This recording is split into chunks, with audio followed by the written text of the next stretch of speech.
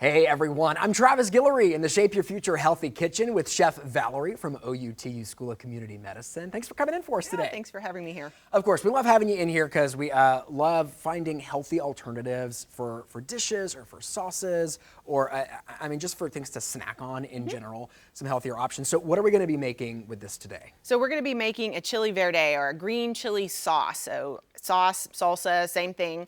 And so this just starts with some mild chili peppers, like we have some hatch, we have some poblanos, and then we have some hotter ones, some jalapenos, and onion, garlic, things you're probably familiar with, and then some tomatillos, which you may or may not be. Yeah, what is a tomatillo? Okay, so tomatillo is a very sour little green vegetable, and you peel the papery skin off and then cut it in half, and it's in the gooseberry family. Okay, so it's not a tomato. It's not a tomato. Okay. But if you've ever had any kind of green salsa, tomatillos were most likely in there or the base of it in some way.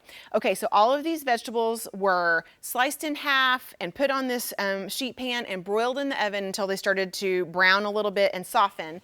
And for us, these are just gonna go right into this blender to make a sauce. If you don't have a blender, what I would recommend is really chopping up those vegetables finely before you put them in the oven, and then when you take them out, you can just kind of dump it into a bowl, smash it with a potato masher or a wooden spoon, So and you'll have... It's easier to do it before you put it in the oven. Yes, after. if you don't have a blender. Right. Right. Whoops. Green chilies. So these are all nice and roasted, and they've started to release their liquid, and they are going to be very delicious this way. And so one thing to keep in mind is that you can buy the green chili sauce or chili verde in the grocery store, but the difference is it's usually packed with sodium. So this is a low to no sodium option if you don't add a little bit of salt, which I'm gonna add about a half a teaspoon of salt, quarter teaspoon of pepper, but this is gonna be much lower sodium than what you would get if you just bought I mean, because you could just go to the store and get it, but there's so many other things in there that you don't want in your body.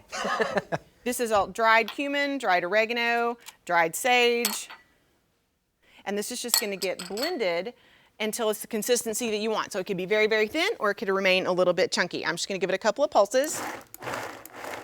Yeah, not sitting there pressing that. Right. Yeah, some people like chunkier salsa, others like, you know, a finer. Right. Oh, so it's kind of up to you. So this could also be used as a base for a soup. So if you added some white beans or even black beans, hominy, you would have a really delicious vegetarian soup. But as it is, you could use it as a dip. You could use it. I'll take both of those. Okay. I'll take both of them.